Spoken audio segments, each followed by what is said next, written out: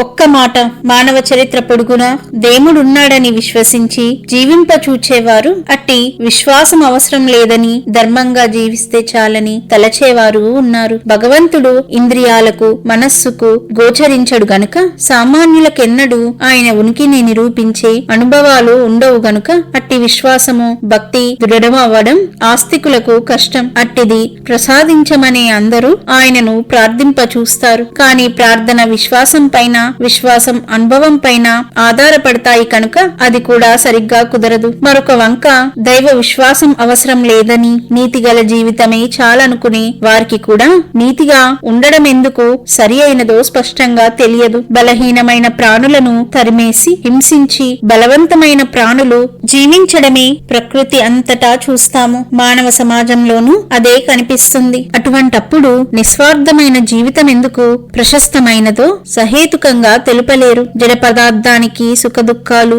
ధర్మధర్మాలు ఉండజాలవు.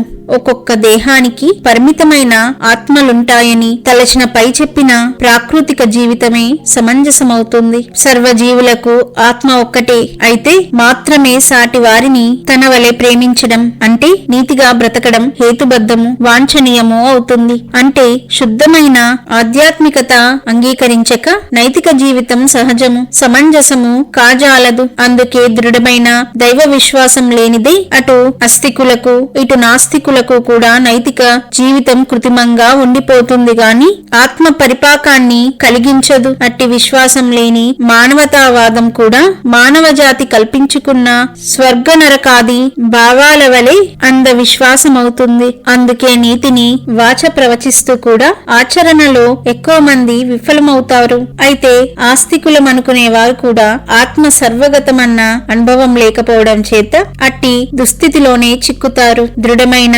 దైవ విశ్వాసం కలగాలన్నది అనేక కోరికలలో ఒకటిగా మాత్రమే మిగులుతుంది. దీనిని ఆధ్యాత్మ పదాజలంలో ఇలా చెప్పవచ్చు. పరమాత్మ ఇంద్రియ మనస్సులకు ప్రత్యక్షంగా గోచరించడు. అందుకని సామాన్యంగా అనుభవం కాదు. అందుకని దృఢమైన విశ్వాసం కలగడం కష్టం. అనుభవం ఉంటే కాని విశ్వాసం కుదరదు. దృఢమైన విశ్వాసం ఉంటే కాని అనుభవం కలగదు. అటువంటప్పుడు ఆస్తికులకు ఆధ్యాత్మిక జీవనము తదితరులకు నైతిక జీవితము ఎలా సంభవము? ఇందుకు సమాధానం మహనీయులు మత గ్రంథాల వలన లభిస్తుంది. మానవులకు తన ఉనికిని స్వల్పంగానైనా తెలిపి సన్మార్గానికి ఆకర్షించడానికి పరమాత్మయే ప్రేమతో బద్ధ కంకణుడయ్యాడు. సృష్టి స్థితి లయకారకుడు పరమ సత్యము తానే అయిన పరమాత్మ యోగమూర్తి అయిన దత్తాత్రేయ స్వామిగా భూమిపై అవతరించాడు. అంటే సృష్టి పరమాత్మ కల్పించిన కావ్యమనుకుంటే కల్పితమైన ఒక ప్రధాన పాత్రగా అందులో తనను కూడా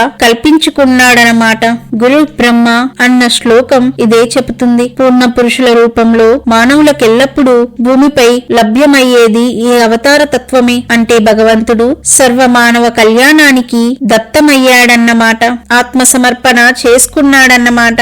ఈ దత్తాత్రేయ స్వామి ఈ యుగంలో మొదట గోదావరి జిల్లా పిఠాపురంలో శ్రీపాద శ్రీ వల్లభుగా అవతరించారు. తర్వాత కారంజా అనే గ్రామంలో అవతరించి శ్రీ నరసింహ సరస్వతిగా గాన్గాపురంలో ప్రసిద్ధికెక్కారు. నైజాము నవాబుల కాలంలో మాణిక్య నగర్ లో శ్రీ మాణిక్య ప్రభువుగాను, అటు తర్వాత 1856లో ఈ చరిత్రలో కీర్తింపబడిన శ్రీ స్వామి సమర్థులుగాను, అటు తర్వాత శ్రీ షిరిడి సాయిబాబా గాను అవతరించారు. ఆ మొదటి ఇద్దరి చరిత్రలు శ్రీ సంహితాయన గురుద్వి సాహస్రి గురు చరిత్ర అను గ్రంథంగా ప్రచురించడమైనది. వీరందరి చరిత్రలను శ్రద్ధా దీక్షలతో పారాయణ చేసి ముముక్షువులు పూర్ణ గురుని అనుగ్రహానికి పాత్రులు కావాలి. అది ఏ దత్త సంప్రదాయం. ఈ గ్రంథ రచన కూడా ఆ దత్తావతారమైన శ్రీ సాయీషుని అనుగ్రహమే. షిరిడి సాయిబాబా జీవిత చరిత్ర రచన కోసం విషయ సేకరణ చేస్తుండగా వారితో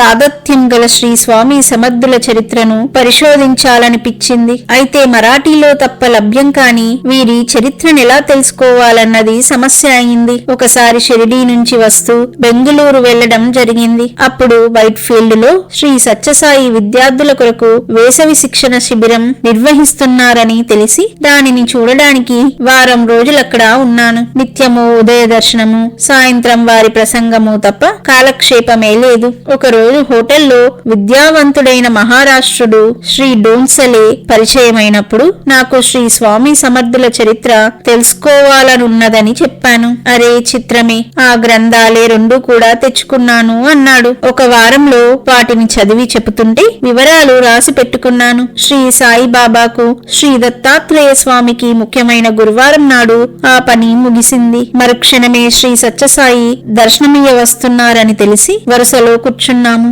వరుసల మధ్య నుండి సాగిపోతున్న శ్రీ సత్యసాయి సంతోషంగా నిశితంగా నా కేసి చూచి, చాలా సంతోషం బంగారు అని నా వైపుకు వచ్చారు. నా రాత ప్రతిని ఆశీర్వదించి వెళ్లిపోయారు. తర్వాత ఒకసారి అక్కల్కోట అనుకోకుండా వెళ్లి అక్కడి బాలప్ప మఠంలోని శ్రీ గజానన్ మహారాజ్ గారిని దర్శించాను. ముద్రించబోయే ముందు మీరొకసారి శ్రీ స్వామి సమర్థుల చరిత్రను విని సవరిస్తే బాగుంటుంది అని వారిని కోరాను. వారు కొద్ది నిమిషాలు ధ్యానస్థులై అంతా సవ్యంగాను సమగ్రంగాను ఉన్నది, ప్రచురించు, శ్రీ సమర్థుల పూర్ణ ఆశీస్సులు నీకున్నాయి అన్నారు. మొదట ఆంగ్లంలో ఈ గ్రంథం 1973లో ముద్రణైనది. దీని తర్వాత ముద్రణైన ఒక గ్రంథంలో స్వామి సమర్థుని భక్తుని అనుభవాన్ని అతడిలా చెప్పాడు. నాకు యోగిరాజు శ్రీ స్వామి రామగారిని దర్శించి నమస్కరించే అదృష్టం కలిగింది. ఆయన నాతో, నీవు స్వామి సమర్థుల సంరక్షణలో ఉన్నావు. ఆయన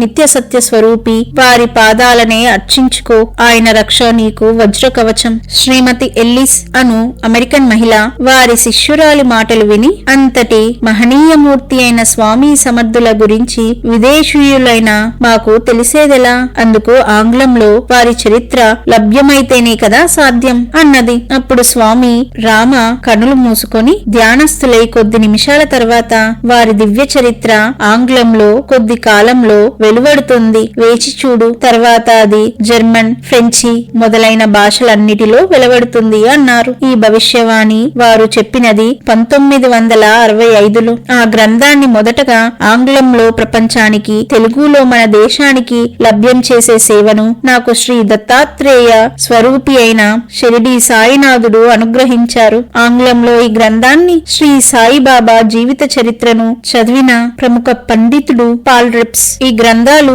మానవ జాతి యొక్క ఆధ్యాత్మిక చరిత్రలోని నూతన శకానికి ఆరంభములు అని ప్రశంసించారు. ఈ గ్రంథాన్ని చదివి తరించగలరని నా ప్రార్థన.